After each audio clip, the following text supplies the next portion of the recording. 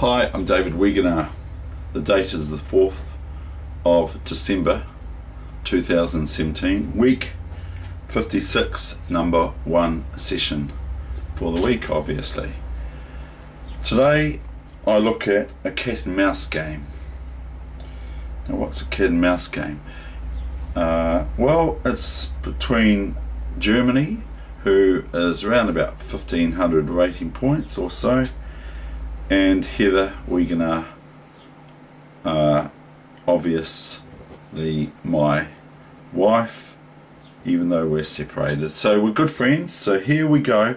This is her game played a couple of days ago on, what is it, please? Chess 24. You're on Chess 24, like my friend Sam. So I don't actually play on Chess 24, but here's this game.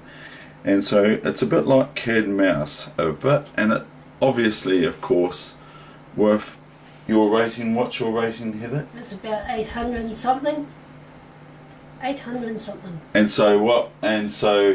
And can you please tell us about the structure of the game and all that sort of thing? What sort of time limit and all that, please? 10-minute game, and I played it a couple 10 minutes of days. each, Yeah, you mean? 10 Okay. minutes each. So it's a speed game, yes. I Keep played going. it a couple of days ago, Please. and White was having a reasonably good position, but I just sort of swindled them.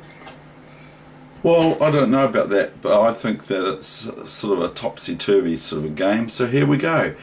E4, E6. Heather's playing my move, which is possibly not necessarily the best thing for her. She might be better at playing another game, but she plays the French quite well. Okay. Here I would normally play F5 here after E5, which is my move or my concept. C5, Bishop E3, C4, not quite the best move here, but that's okay. It's a little bit not the best move because you've got this white squared bishop on C8 to deal with, and this cuts the scope of the bishop down quite a bit. Knight F3, good development. G6 to throw the bishop on G7. So it's a long game here. She plays F5 a la David Wegener. CB3, Knight B3. White's playing quite sensibly. So is black. But it has got mistakes that obviously we can find. Now here, this is actually quite a good move because it's actually a good idea for black to plant a knight on D5 and then play H6, G5, which is what I would do, of course, and this protects the E6 weakness of black if black plays knight from B4 to D5 sort of thing. But here comes bishop B4 coming up after bishop D2, A5, bishop B4. So black's had their knight, which would be good, well established on D5 and somewhat. And here white rids themselves of their weaker bishop, which is the dark squared bishop for them in this case, whereas the white squared bishop is the weak bishop for black. So AB4, knight C5, queen here. Now comes an attack on the E6 pawn with 3 pieces. The bishop and the knight all simultaneously or simultaneously if you're from America, attacking the pawn on E6. This pawn here. There's nothing short of better than knight to D5, which is the move I would suggest for black here, but black didn't play that. They played this move. Knight E6, bishop E6. Now white can obviously choose which piece to take it with, the bishop or the knight. They take with the knight. Rook C8, fair enough. But not here, this move would be fine for white. And that's the sort of move I'd play, but we're not the same players.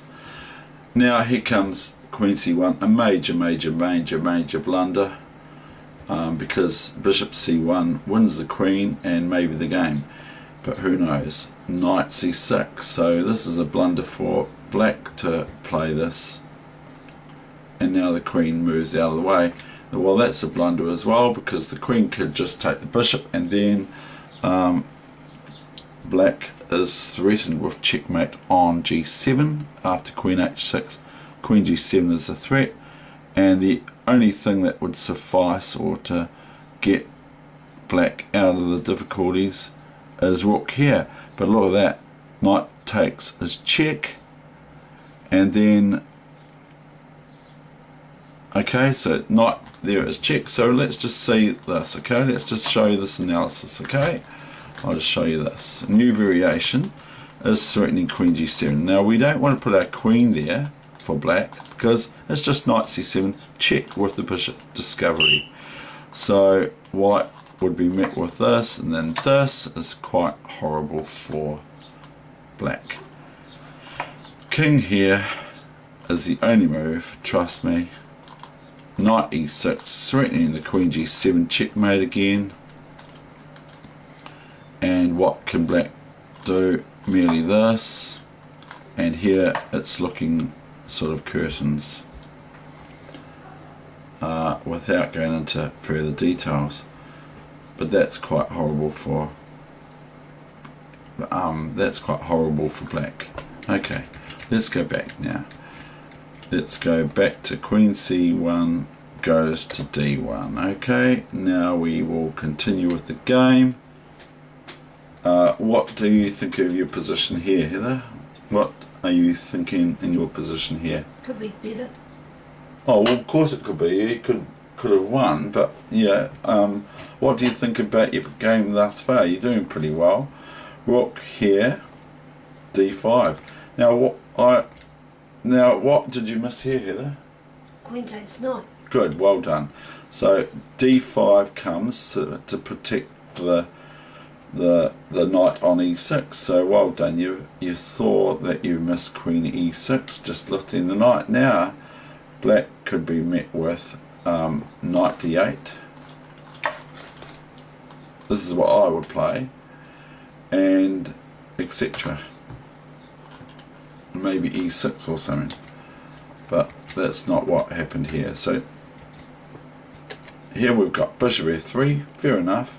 Now you can lift the knight like you did, well done, thank you very much, that's a good move. de6, rook d1, rook a d1, queen e6. No good. Because of what, Heather? Why is this not good for black to play queen e6? Because you can go bishop over and threaten the queen and the king. Yeah, well done. So white would be best to play here bishop d5, but as mentioned earlier, this is continually a topsy-turvy kind of a game. Now this gives Heather the opportunity, she might have seen this, to go king g7. If she goes bishop f8, then if she goes bishop f8 or king f7, then she still might meet bishop d5, pinning the queen to the king. So she goes king g7. Now we're going to play the final moves reasonably quickly to keep it under 10 minutes. But this is actually part and parcel of how well she does. She goes king f8 here. Now here she should just play queen b3. There's no problem with this pawn, is not going anywhere. Do you think, Heather? Do you agree with that? The pawn's not going anywhere at the moment. Not at the moment. But you may be, it may be fair enough to worry about it a wee bit. Now queen a1. Now black could be met with this move now. No, we're not doing that. Sorry, computer, you did that by chance. This is a good move for white here, and who knows, maybe we could have a look at what the computer says about us. Engine switched off. It gives white the advantage here with that move I just suggested, rook eb2, The advantage is 4.59 in white's favour. We will keep the engine on. Bishop c2, it's gone down to under 2, 1.60 for black's favour now. Queen a2, so we get to see what the computer thinks now. Bishop c1, now that's really a good lockdown move. Well done, Heather. That's a real good lockdown move. And now she's starting operations. She's just taken this pawn. Well, that's gone in black's favour to 2.0. And now it's, after this move, it's 3.85 in black's favour, according to Fritz Levin. So it's going all over the place. Now it's 8.30. And that's gone back down to 1.15. So the play's all over the place, as I've already reported on. So we're just going to have up to a 15-minute session. Very, very bad for white to do that. Why does white play rook a1? They do. That's why. Germany is white, of course. New Zealand is black.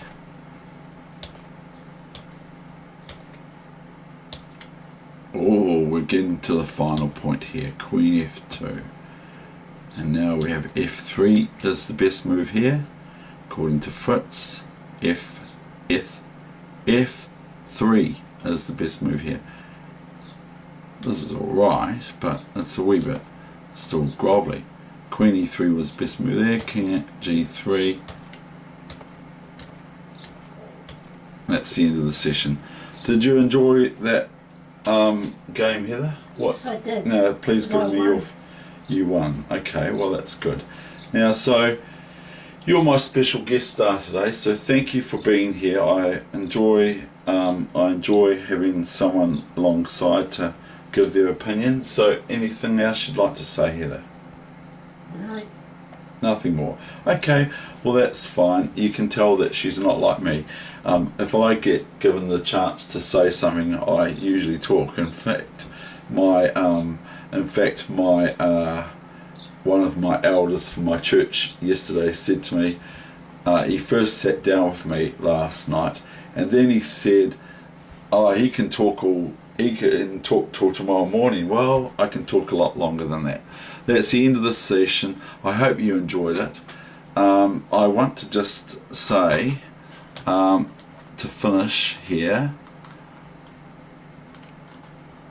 I want to just reposition this,